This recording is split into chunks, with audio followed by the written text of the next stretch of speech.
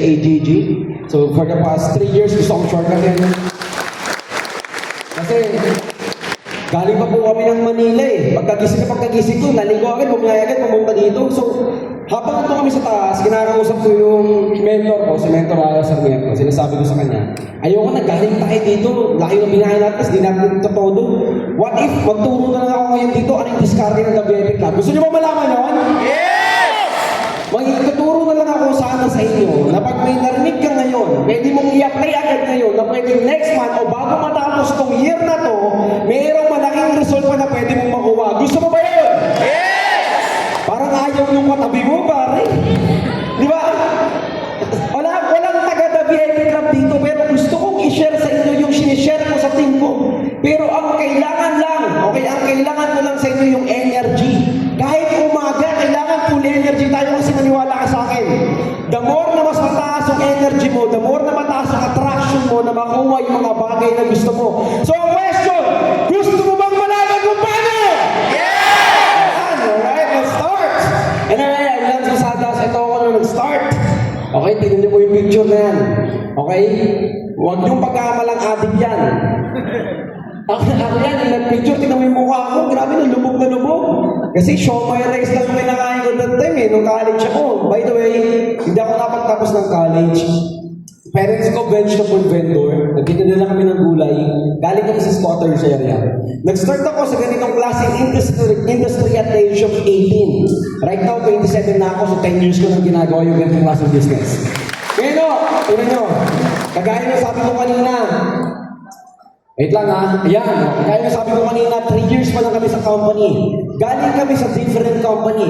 Alam mo bakit kami lumipat? Tanangin mo ko bakit? Bakit? Oh, kaya kami lumipat kasi ang lahat ng networkers ang tawag sa AGG, Dream Company. Ang tawag namin sa kumpanya po na kumpanya natin, ito yung pangarap na kumpanya ng lahat ng network marketers noon pa. Palakpakan mo yung kumpanya mo. Okay? Let me tell you a little story. Alam mo ba, kung magtutok kami sa team namin sa dati namin company before, okay, pag magtutok kami, wala kami maisip na topic, alam mo saan kami pupunta? Sa usapang easy sa YouTube. Okay, kung sino mong nag-upload noon, thank you so much. Dami mong networker na napayaman, pre. Alam mo bakit? Doon kami kukuha ng topic, doon kami manonood, doon namin, alam nyo, hindi nyo pa, yung mga members, hindi pa nila sobrang na-appreciate yung mga bagong member. Sila Sir June, sila Sir Arnel. Alam mo, tawag namin sa kanila kung mga sa basketball, yan yung mga super player. Yan yung mga superstar noon pa sa networking. Di ba kaya yung may mga trainer pa lang dito, si BP Jerk, si BP Arnel. Sorry, nag-throwback ako ng konti Si BP Arnel, si BP June, tapos lalong-lalo na si Doc Ed. Pag nakikita namin si Doc Ed dati, nakikita namin yung talk, una namin sinasabi, yan yung presidente, yan yung CEO, ganyan mag-talk. Lalo-lalo na pag magtatalk na yung mga top 1, top 2, top 3, lahat po ng training sa EC. Alam mo kung meron man naka-FB Live dito, okay, makinig kayo sa akin. Dati nakasubaybay kami sa page ng AGG. Tuwing merong training sa AGG, the first thing na ginagawa namin, inahanap namin kung sino yung nag-FB Live. Nanunood kami. Hindi nyo kami ka-company before, pero nanunood kami sa mga training dito. So sobrang gusto kami malaman, ano yung tinuturo sa company nyo. So sobrang hungry kami sa AGG, kaya pasalamatan mo yung sarili mo. Kung binubuksan mo yung TTC mo, nakalagay dyan AGG, ang tawag dyan Dream Company. Tignan niyo po, nag-start ako January 25, 2022, makikita mo yung picture. Okay? Nag-start ako, 0 left, 0 right. Total commission of all account, makikita niyo po dito sa ilalim, sa right side, 0. Galing po sa 0 yung account ko, walang na-corpo, di ba? Walang special na babanggain. 0 lahat. Start from scratch. Pero dahil na-appreciate namin na ngayon, this time around, umahatong kami sa aming dream company na. Sabi nga dito, alam mo ba, yung taong grateful, magaan siya. Dahil magaan siya, madali siyang umaangat. Sabi mo, magnet for all miracles. Bakit naging miracles? Kasi after 1 month and 9 days, or after 39 days, I earned my first million sa company na ba. 1 month and 9 days, kinita ko yung first million ko. Okay, tignan niyo po ito. Ngayon, ito yung tanong. Okay? Gusto mo bang malaman ano yung ginawa namin, bakit namin ito nagawa? Yes! Ulit may hina din sa part na ito. Gusto niyo bang malaman?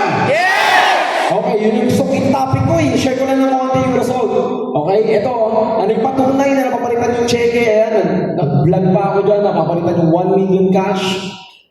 Kagandahan, hindi lang ako. By the way, dalawa kami ng girlfriend ko, ng mentor ko, si Mentor Aya sa mentor. Nagto kami sa MOA Arena. Bakit kami dalawa nagto? Kasi hindi lang ako. Okay, even yung girlfriend ko, even yung mentor ko, kumita siya ng 1 million in 67 days. So dalawa kami na kumikita ng ganyan. Okay. Ngayon, ito po, first year namin. First year, nakapasok kami sa top 50 ng company.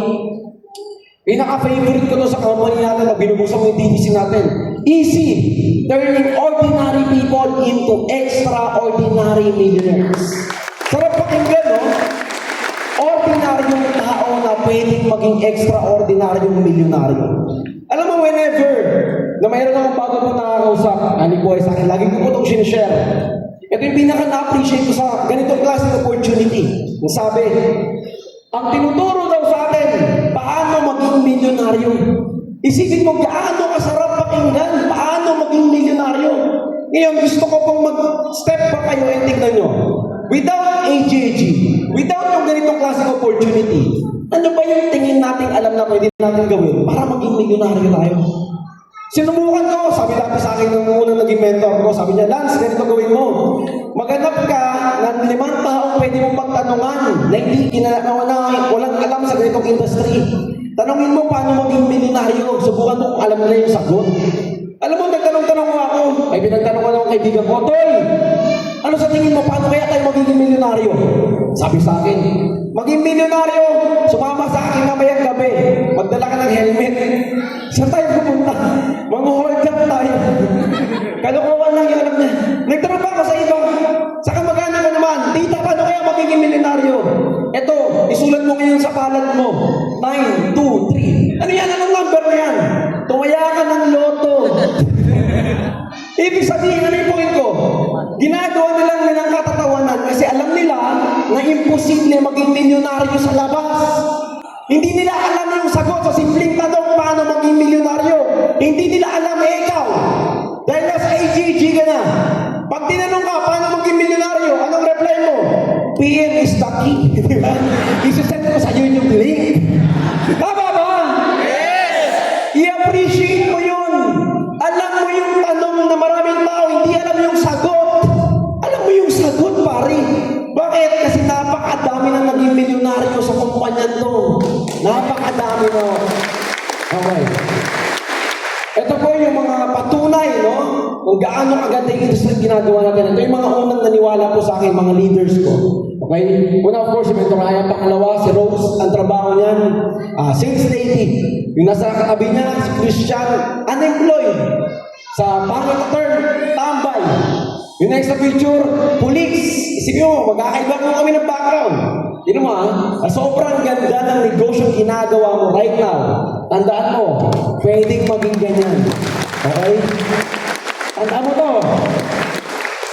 Maaaring nandito ka pa sa posisyon ngayon, pero tandaan mo, hindi ka habang buhay dyan.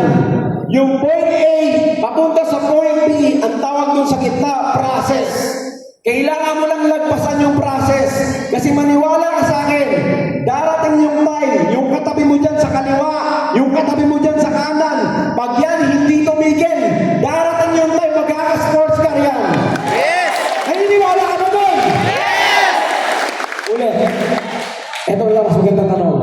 Sino dito naniniwala na pag hindi siya tumigil, magkaka-sports car yan? Taas kamay! Okay. Lord, yung mga hindi nagtaas na kamay, huwag niyo silang bibigyan. Huwag Lord, ibigay mo doon sa nagtaas. Alright? Alam mo bakit? Ba't ko sinasabi ko? Alam mo, nagsimula po ako sa ganitong business. No? Pag tinatanong sino gustong yumaman, ako talaga. Diba? Kung mag sa basketball, inahawi ko pa yung kamay ng katabi mo, huwag na siya ako. Ganon ako ka-obsessed, ganon kataas yung energy ko. Bakit?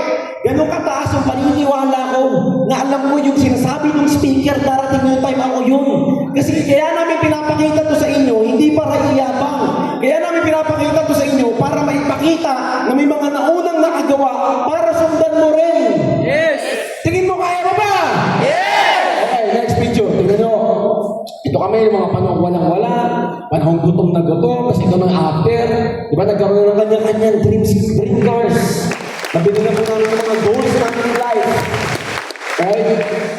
Oh, ito naman po yung mga kababata ko sa lugar namin. Oh, tingnan nyo. Okay, kababata ko sa lugar namin. Yung nasa left, nasa right. Parehas kung hindi nakapagtapos ng pag-aaral. Parehas undergraduate. Parehas galing sa squatters area. Parehas galing sa mahirap na family. Okay, tingnan mo ha. Dahil naniwala kami sa ganitong industry, pare-parehas kami nagkaroon ng mga ganyang kotse. Yung tipong sobrang imposibleng mangyari, pare, very ordinary na bata na bata nag-start lang dito na nangangarap. Na bata, parang bagong habit na meron sa grupo ninyo. Na-imagine mo, after ilang years, pare, magkakaganyan. Gaano nakaka-amaze yan? Gaano maganda yung future na nag-aantay sa'yo? Ito tanong, naniniwala ka bang maganda yung nag-aantay sa'yo dito sa dulo? Yes! Ito yung point, naniniwala ka naman palang may maganda nag-aantay sa dulo. Bakit hindi mo pagalingan? Bakit hindi ka pa tumodo? Di ba? Bakit ka pa nadidistract? Bakit ka pa tinatamad? Kung alam mong ganyan kaganda yung nag-aantay sa'yo sa dulo, bakit hindi mo tinutodo? Kasi ako yun yung tanong namin sa isipan namin. Alam mo, after namin ma-realize, tinodo namin, tingnan niyo po. Okay? Dati, ang lagi namin mga hawak, ipon na namin, ticket ng bus. Diba? Puro pa mabasahe sa jeep, tricycle, wala kaming option. Ngayon o, pag lumalabas na kami, ganyan na. Nakakanya-kanyang kotse na. Nag-convoy na kami. Ganyan na kami, pag may sama-sama yung all boys. Pero kami mga walkie-talkie, parang kaliwa-kaliwa. Lahat kami pupunta sa isang side. Kasi wala na may isang sakay sa amin eh. Wala na may isang sakay. Samantalang dati, nagsisiksikan kami sa isang kotse, yung kotse pang-apat na tao. Yung laman, kulang na lang 10. Siksikan, kandong-kandong. Totoo, okay lang yan. Kung ngayon nagbabas kayo, nag-jeep kayo, wala kayong pamasahe, kulang yung pamasahe nyo, papunta lang, walang pauwi, okay lang yan. Kung ngayon yung sa ahap nyo, problema nyo, ibig yung mga bills, pangkain, mga maliit na bagay, okay lang yan. Pare, maniwala ka sa akin, darating yung time, ikikwento mo yan, mas nakaka-inspire kasi sobra-sobra na yung meron kayo. Yes! Maniwala ka, mas ma-appreciate mo yung success after yan. Okay, ano naman nangyari? Eh no, nag-convoy kami, ganyan no. Lumalabas kami, ganyan na, samantalang dati, wala na pare. Jeep, bus, tricycle, commute, walang may resulta. Pag may isang nagka-resulta sa inyo, susunod yung pangalawa, susunod yung pangatlo, maniwala ka, 3 years, 5 years from now. Okay, tignan mo to. Tignan niyo po yung nasa kaliwa mo. Tignan mo. Tignan mo yung nasa kanan mo, sir, ma'am. Ba't ka tumawa? Yung ko tumawa eh. Okay, ito tanong ko. Tignan mo ha. Habang tinitignan mo yung nasa kaliwa mo, nasa kanan mo, maniwala ka sa akin. Yung nasa kaliwa kanan mo na yan, darating yung time, isa yan sa pinaka nakaka-inspire na tao sa grupo nito. Kasi magpapakita yan ng malaking inspirasyon. Totoo! Okay, alam mo yung pinakita kong picture namin kanina, yung before and after? Damihan nyo na yung picture nyo ng before.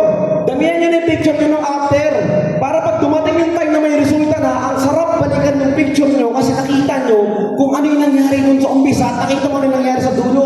Kaya nga lang ito, makinig po kayo mabuti. In this kind of business, people come and go. Hindi lahat ng kasama mo ngayon, kasama mo pa rin next month. Hindi lahat ng kasama mong bago ngayon, kasama pa rin next year. Ganyan talaga. Sa business na to, people come and go. Kaya nga meron na nagawang kasabihan. Anong sabi? Sa business na to, matira! Yaman! Matira mayaman. Alam mo paano namin pinaniniwalaan yun sa team namin? Pag mayroong isang umalis na haber, pag mayroong isang nawala sa kasamahan namin, nag-celebrate kami. Totoo. Pag may isang umalis, hindi namin yung iwasan pag-usapan, nag-celebrate kami. Nag-inom kami, lumalabas kami. May ginagawa kami na kaiba. Bakit? Ba't kami nag-celebrate? Kasi nagsisimula ako sa business, ganito ako mag-isip, pakinggan niyo po. Pag meron akong batong kasamahan na nawala, okay, kahit roast tayo ko, down ako, napapangiti ako. Hindi para sinasabi kong mali siya or whatsoever. Napapangiti ako kasi sinasabi ko sa sarili ko, ako nga talaga yun. Ako yung nakatakda na yumaman. Kasi sabi, paano mo mayayaman? Okay, tingnan niyo po. Ang sabi, matira mayaman. So paano mo malalaman na ikaw yung yayaman? Pag ikaw yung natira. Yes! Paano mo malaman pag ikaw yung natira? Pag may nalalagas. Ganun talaga ibig sabihin. Pag may nawawala sa grupo nyo, tama lang yun. Kasi ibig sabihin, hindi siya yun. Ibig sabihin, ikaw yung yayaman. Tama, di ba? Yun yung ibig sabihin ng matira mayaman.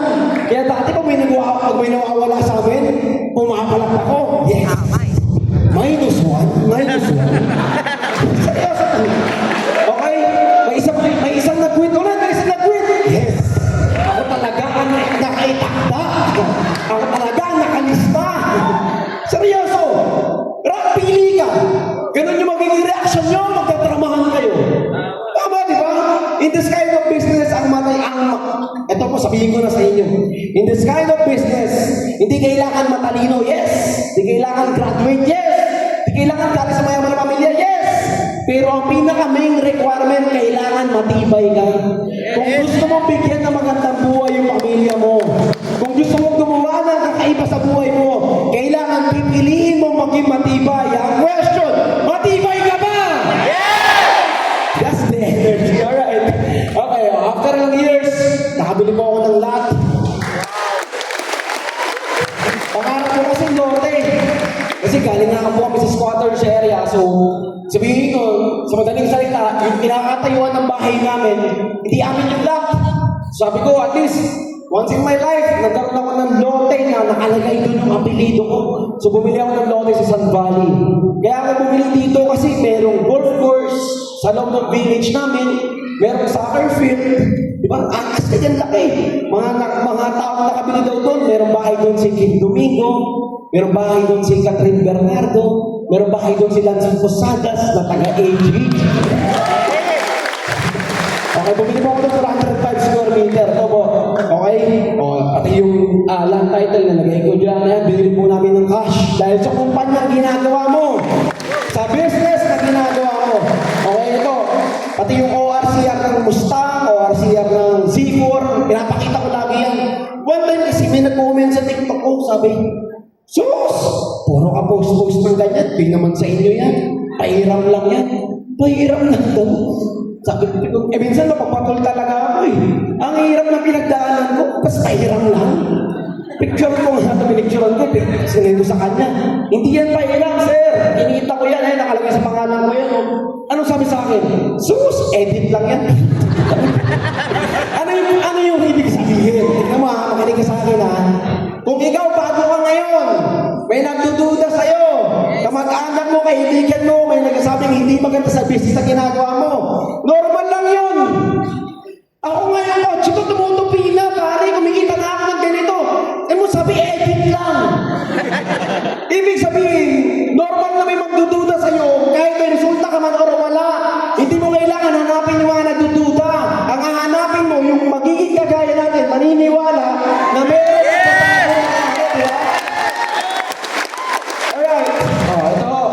ito na, dahil dito napag-travel na ako from different countries.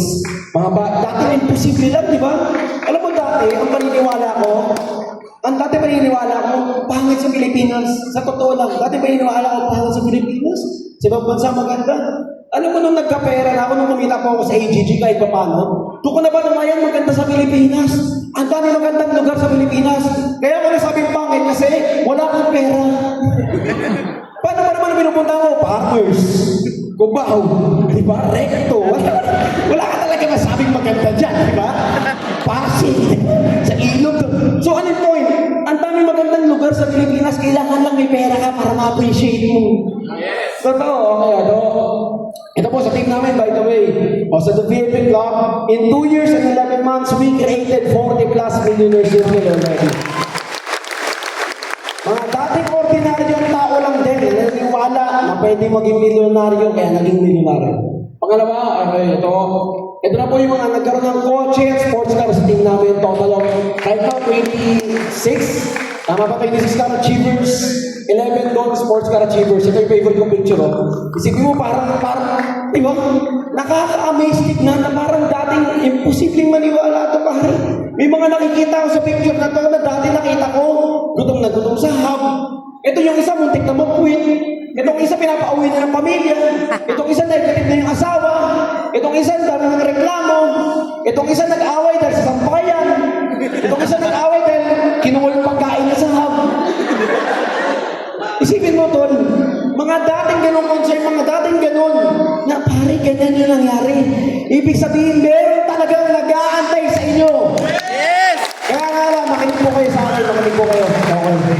Sabi, sa race, may dalawa, ang tawag, starting line, saka, tama, finish line. Walang nagsimula sa finish line. Lahat ng sumali sa race, nagsimula sa starting line. Meron ka bang makitang ganito? O sige sir, tatakbo na kayo. O sir, dalhin mo na yung trophy mo dun sa dulo. Meron bang nakaka-excite na gano'n? Wala. Lahat ng trophy saan binibigay? Uli. Laksan mo, saan binibigay? Uli. Sa dulo, tama, sa finish line. So, ibig sabihin, pag wala ka pang resulta, wala ka pa sa dulo. Tuloy-tuloy mo hanggang dulo. Maniwala ka pagdating sa finish line, pare. Merong trophy na nag-aantay sa'yo doon. Okay, ngayon, tingnan niyo po. Ito na yung team namin right now. Nire-rent namin ng yacht party. Yan, 3 yate. Nire-rent namin para mag-celebrate ng live. Nire-rent ko ng bar. One time, favorite ko ito, feel ko, nag-discriminate kami sa sinihan. Ayun kami ng seminar, pa-incentive ako sa ibang hoppers. Eh, syempre, alam mo naman, pag mga kagaya natin network marketers, di ba? Maingay tayo eh. Sunod, lagi tayo naka-flash sa sa Facebook eh. Lagi tayo naka-video eh. Ang ingay namin, yung ibang nakasama namin sa sine, sabi, ang ingay. Pag alip ka ng popcorn, tawanan pa ng tawanan. Ang ingay ito, dami ng concern. Feel ko, discriminate kami. Sabi ko, sige, next manunod tayo ng sine, rentahan na natin yan para wala na.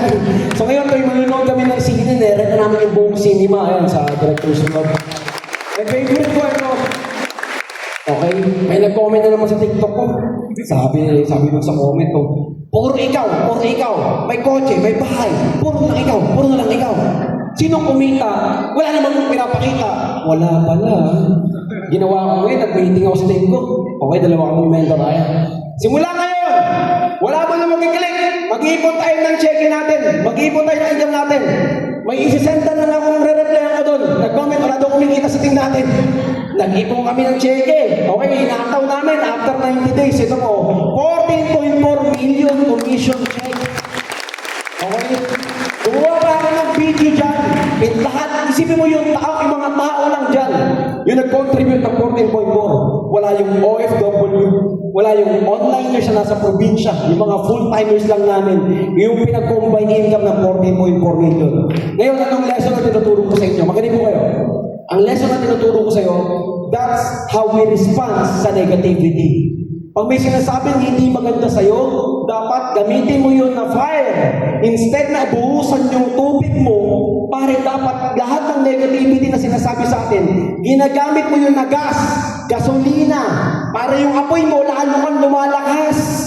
Para lalo kang tumutodo. Alam mo, nagsimula ko nung sabi sa akin, si Lance, magkakakotse, imposible yan. Sabi pa nga sa akin, ipapaputol ko yung liit na daliri ko pag nagka-sports car yan. Yung moment na narinig ko yun, 10 araw, di ako nakatulog. Pucha, grabe. Imagine mo yun, gano'n nakaka-amaze. Meron akong magiging kaibigan, 9 na lang ang daliri dahil sa akin.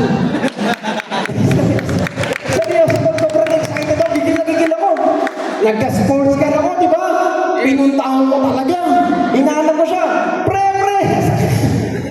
Ayaw magpakita. Sa Facebook, niresearch ko, hindi ko na mahanap. Ba't wala yung Facebook? Blinak pala ako, blinak. Ayaw na makita. May isa pa akong kaibigan, sabi niyo, pag yan si Lance, naging milyonaryo dyan. Suntok sa buwan yan. Suntok sa buwan. Imposibleng mangyari yan. Ngayon, ano po nangyari? Nagka-sports car ako. Caption ko ng car-review ko, nasuntok ko na yung buwan. Ano yung point? Mag-response ka sa negativity ng mga tao, sa duda ng tao, na ipakita mong nananalo ka. Ipakita mong panalo kayo, ipakita mong tama yung desisyon mo.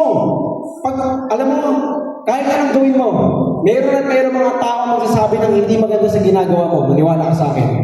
So kung lagi ka mapapa-apekto sa mga yan, kung lagi ka matadown, lagi ka malolomoran, may masasabing hindi maganda sa'yo, sorry to say this, mahihirapan kang makarating sa tagumpay na hinahanap mo sa buhay.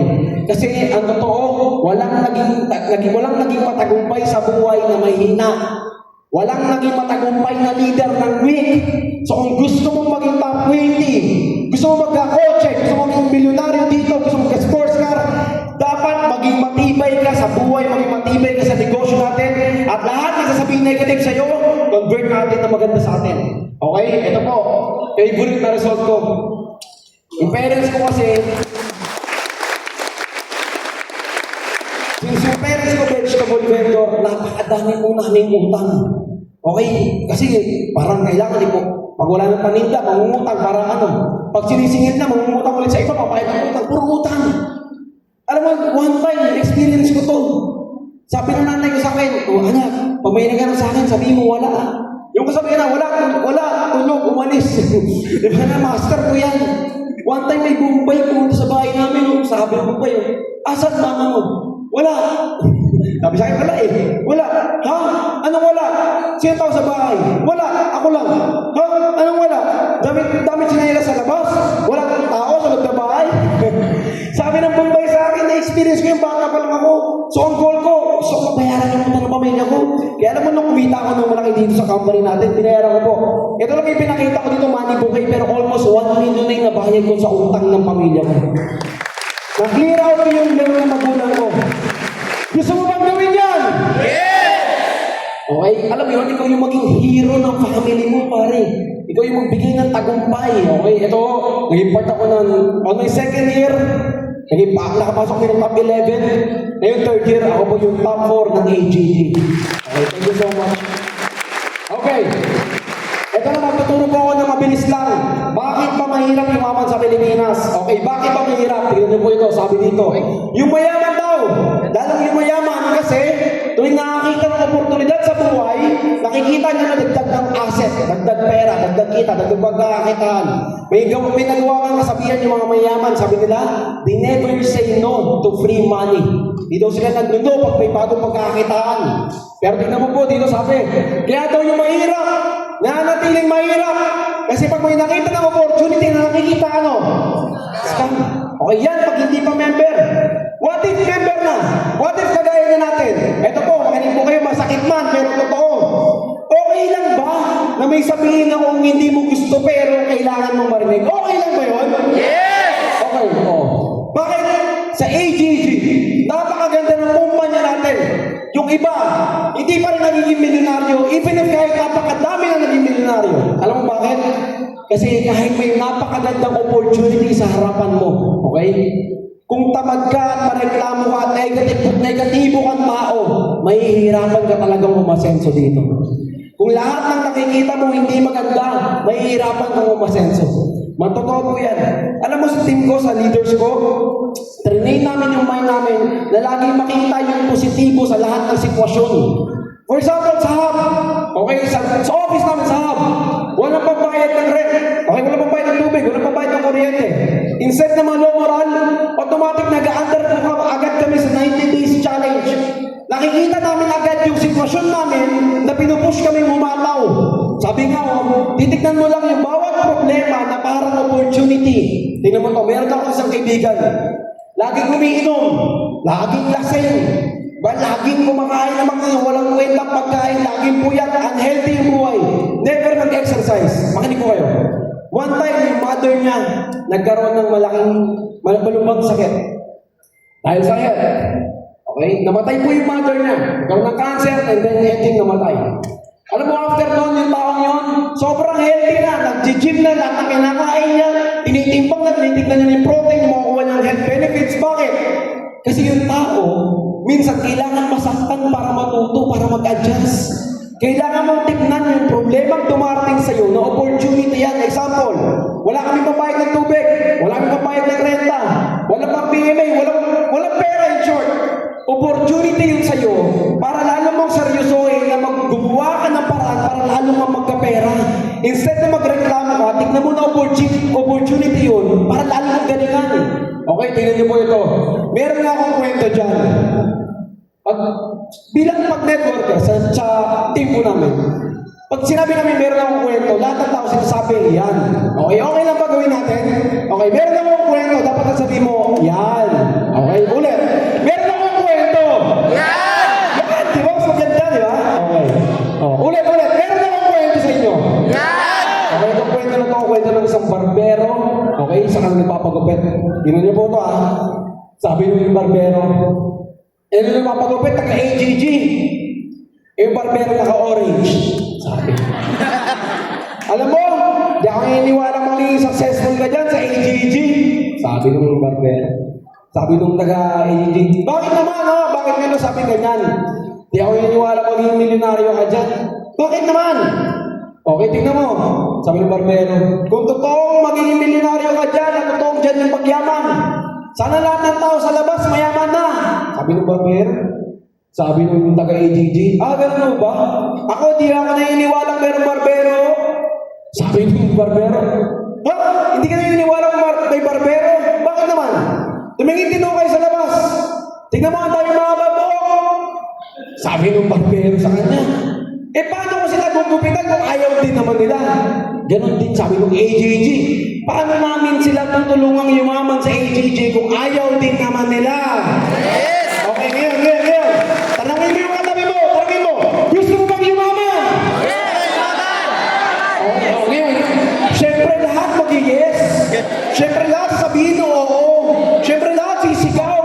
Pag pinataas mo ng kamay, lahat dito tataas kamay. Pag sinabi mo tayo, lahat dito tatayo. Ito na. Pagdating ng hapon bukas, apply ng aga naman. Diba? Pag sinabi, gumawa kayo ng video, ang dami namang gagawin. Pag sinabi, mag-attack muna tayo, ito yung kausapin natin, ito yung meeting. Apply, baka pwede ganito lang. So ang point, yung pagyaman wala sa salita. Yung pagyaman, nasaan? Ama, pero bago ka gumawa, nagkakaroon muna yun ng desisyon. Alam mo, ngayong last 4 months ng 2025, makinig ka sa akin, marami ka pang kayang gawin. Marami pang pwedeng mangyari. Itong last 4 months, pwede mo pang i-turn yung table mo. Pwede itong last 4 months, mas malaki pa yung kitain mo from September to December to sa January to August. Kailangan mo lang mag-decide. Kailangan mo lang gisingin yung giant inside of you. Kailangan mo lang sabihin na game time ka na. Ngayong September, maniwala ka, a lot can happen. Pwede mo magbaguhin yung year mo. Okay, tignan mo to. Kasi alam mo, favorite picture ko to na lagi pinapakita sa amin ng mentor namin. Which is mentor, lagi niya sinasabi sa leaders ko. Don't live a life full of regrets. Lahat tayo tatanda. Lahat tayo darating sa dulo ng life natin. Wala namang tao permanente, habang buhay-buhay lahat tayo, may ending.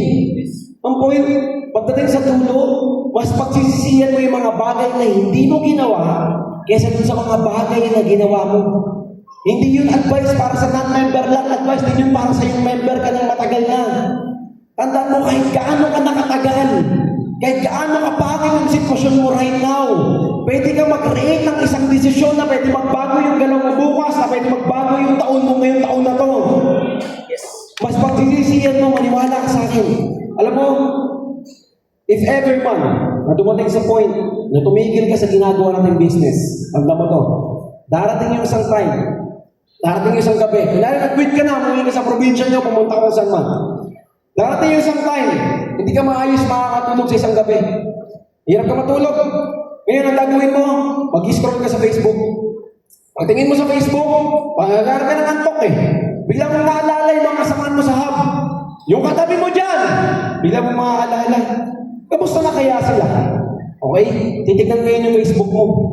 Pag tinignan yung Facebook ng katabi mo, tinignan yung Facebook ng katabi mo, makikita mo, see you the Saturday sa aking car review. Pucha, pare, nagka-kotse mo. In-scroll mo konti. Ha? Umakyat sa stage, sa Araneta, sa MOA, kasi nakapasok na siya ng Elite 50 ng company. Nakita mo, pare, nagta-travel na. Nakita mo, ang dami ng kita, ang dami ng grupo.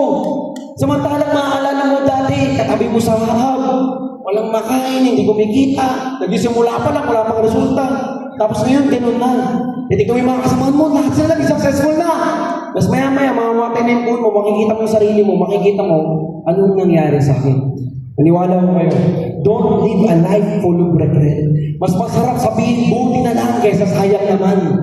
Kaya nga ito yung tanong, tingin mo, okay, gusto kitang tanongin, tingin mo, kasama ka pa rin ba namin dito sa kumpanya to hanggang dulo? Okay, tingnan mo yung katabi mo, tingin mo, tanongin mo siya, andito ka pa rin ba pag naging successful na ako? Andito pa rin kaya yan? Okay, last 2 pictures before I end my talk. Sabi dito, ito po yung mga top leaders ko sa team namin. Sabi dito, it's crazy how someone you just met can end up being the reason for your success. Maaaring yung upline mo, yung coach mo, maaaring hindi mo kakilala yan. Maaaring hindi mo kakaano-ano yan eh. Maaaring baka sa Facebook mo lang nakita yan. Pero maniwala ka sa akin, lahat na nangyayari sa buhay natin mayroong purpose. There's a reason bakit ganyan. Meron nga akong favorite story ulit. Okay na ba magkwento ba, Nas? Yes! Meron na akong kwento. Yan! Meron isang ibon. Okay, sabi. Yung ibon daw guys, bago gawin ng Diyos yung ibon, ang unang-una daw ginawa ng Diyos, yung makakain ng ibon. So yung ibon, pagkagawa sa kanya, anong trabaho na lang ng ibon? Hanapin niya. Okay, so kung yung ibon, may plano bago gawin, mas lalo ka na. Alam mo ba, totoo to, dati hindi ako maniniwala, pero umpisa nangyari na sa akin. Totoo na mayroon talagang leader na naka-assign sa'yo. Mayroon talagang alas na nakalaan sa pangalan mo. Kaya nga lang, hindi siya kung saan darating. Hindi siya darating dun sa hakyo kakatok, inayakapin ka, ako yung alas mo. Ganun tol. Inahanap yan. Kailangan mong hanapin online. Kailangan mong kumausap. Hindi yan kung saan darating pagtamad ka. And alam mo, ito yung sabi. Meron daw sumpa. Ano yung sumpa? Meron tinatawag na blessing blocker. Ano yung blessing blocker? Hindi darating yung leader sa taong hindi pa leader. Ulit, hindi darating yung leader sa iyo pag hindi ka pa leader o hindi ka na nananatiling leader. Gusto mo ba pag nagka-leader ka? Gusto mo ba masipag? Yes! Lord, yung hindi sumagot, lahat ng tamad sa kanya na. Okay, pangalawang tanong. Okay.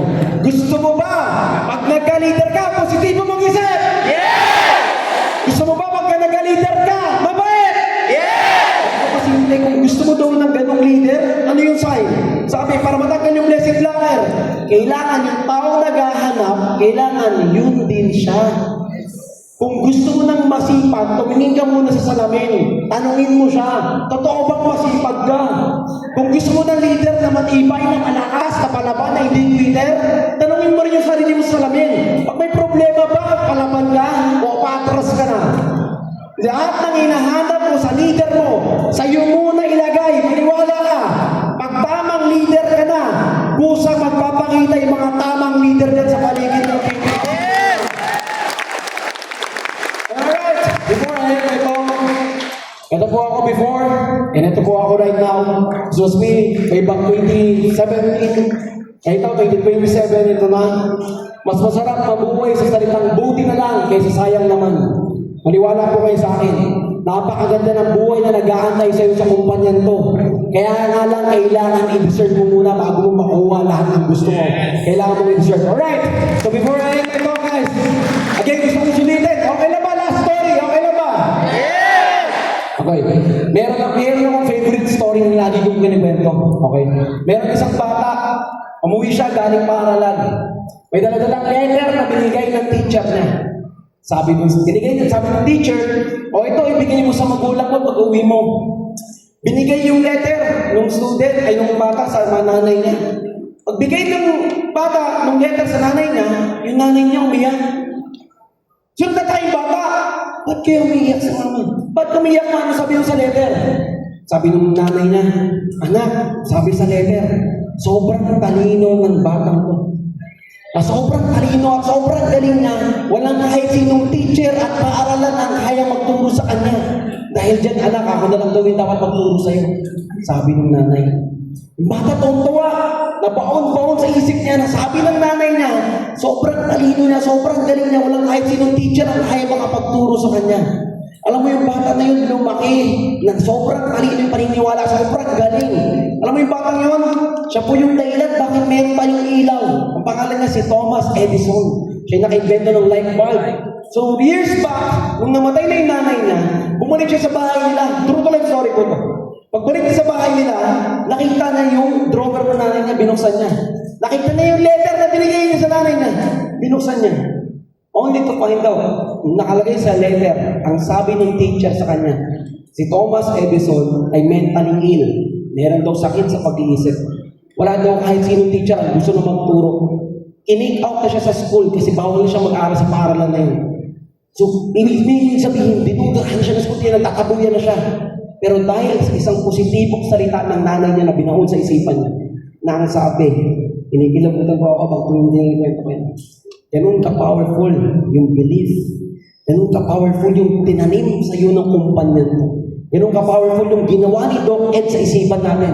Ganun ka-powerful yung apply mo, yung coaches mo. Na pag sinasabi ng kaya mo yan, kahit yung sitwasyon mo parang hindi mo na kaya, pero kung may nagsasabing gano'n sa'yo, nagkakaroon ka ng another energy, another belief. Parang ako, parang batang wala. Ang sabi sa akin, yayaman sa negosyo na to. Kahit galing sa wala, pwedeng yumaman. From ordinaryong tao, pwede extraordinaryong buhay. Dahil sa belief, yung paniniwala na yun sa akin, parang naging ganito yung buhay ko. So ang question, ito gusto kong tanungin sa'yo. Naniniwala ka ba na tingin mong yayaman ka sa kumpanyan ko?